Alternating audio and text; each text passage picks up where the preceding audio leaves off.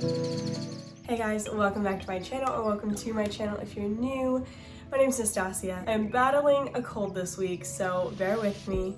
I'm so sorry if my voice is a little lower, a little shaky, but I wanted to get this video up for you guys because it is my October TBRs, especially since we're already in October. I really wanted to get this video up for you guys. I think it's like 10 books that I am trying to get through this month. In September, I got through 6, I think 5 or 6, and I had started like halfway through the month, so that's why I'm hoping to get through 10 this month. If you are interested in my September wrap up, I will have that video up here, but yeah, you can check that out on my channel. I'm gonna go ahead and just get into it because we obviously have quite a few books to get through. Okay, first on the list is Finley Donovan is Killing It. So I have heard a lot of great things about this book. I'm basically gonna give some kind of brief summary of what they say the book is about. So this book is about a stressed out single mom, and she's a struggling novelist, so a struggling author, and she writes crime books, and somebody overhears her in a Panera at lunch one day talking about this idea of this murder mystery book to her agent, and the person mistakenly thinks that Finley Donovan is like a hitman and wants to hire her to take care of her husband. And so Finley is like, what have I gotten myself into? And obviously it goes from there. So this is meant to be a kind of comedic murder mystery. I have heard such great things about this book. Anything that I've heard is just that it's like a 4 or 5 stars from everybody. So that's super exciting. I really like the cover, actually. I think it's fun. I mean, you know, don't judge a book by its cover, but I always do anyway. This is by L. Cosimano, by the way. Cosimano. So sorry. Okay, next is The Stolen Heir, and this is part of a duology, and this is the first book, and it's by Holly Black. I believe this is a fantasy. It's a novel of Elfheim. This is about a girl named Seren, who she was the daughter of the Queen of the Court of Teeth.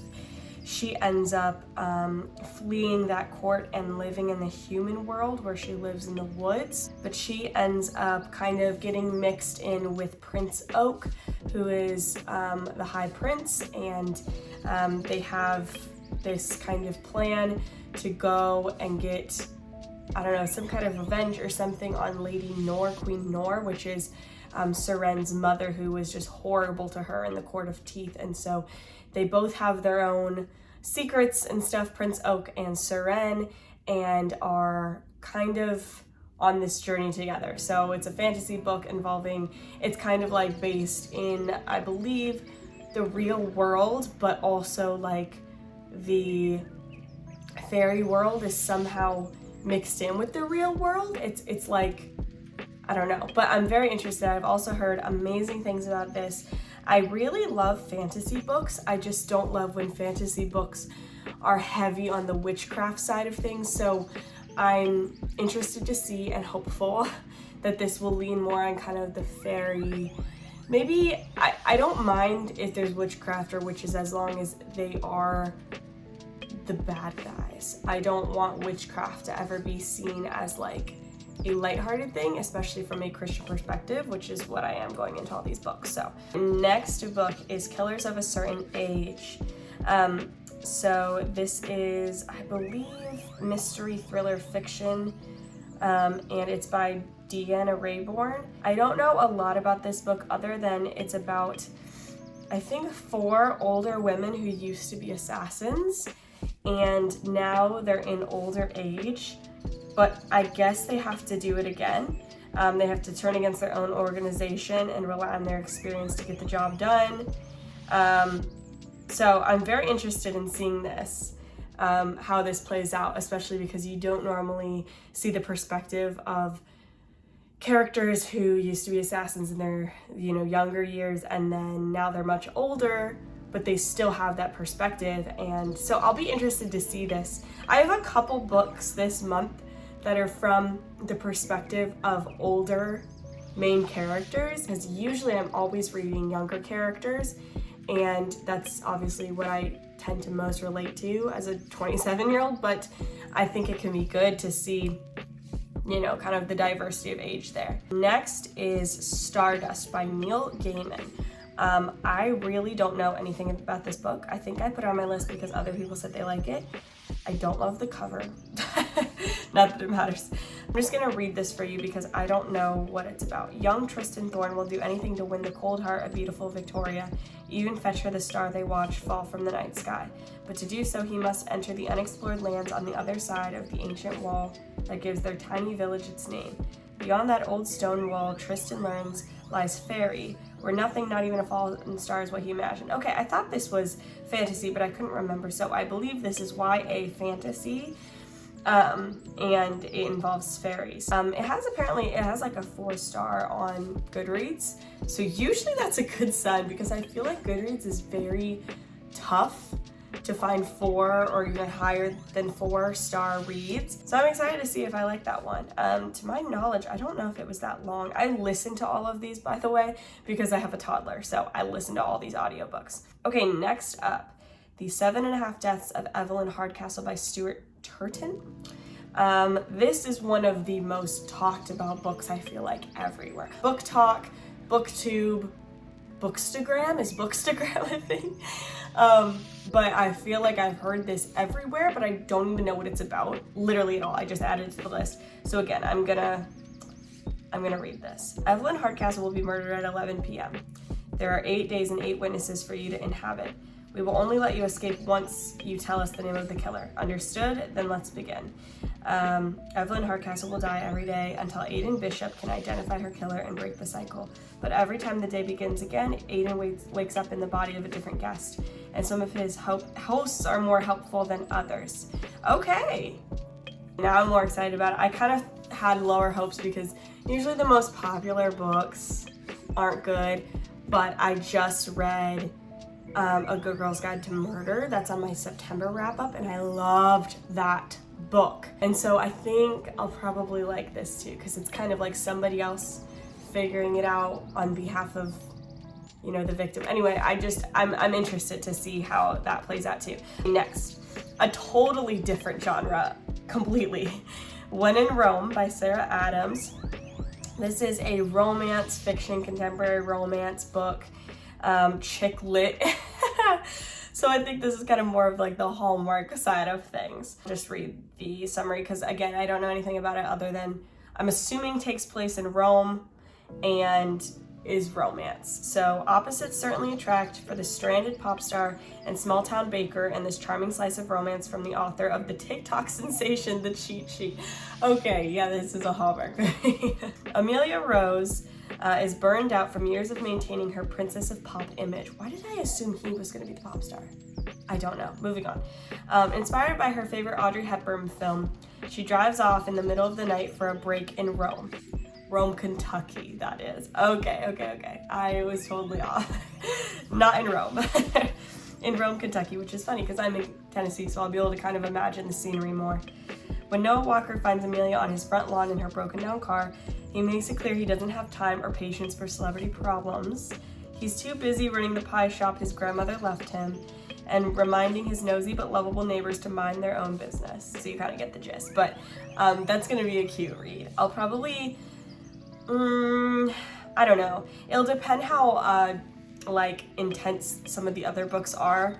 Maybe I'll put this in the middle to kind of give a nice clean break and let myself have just a nice little cheesy chick flick romance for a minute, but that sounds really cute. I'm absolutely going to imagine it in fall time unless it gives me a reason to believe otherwise, especially pies. So Thanksgiving-esque. Okay, next book, The Cruel Prince. This is number 1 in the series by Holly Black. This is a fantasy YA.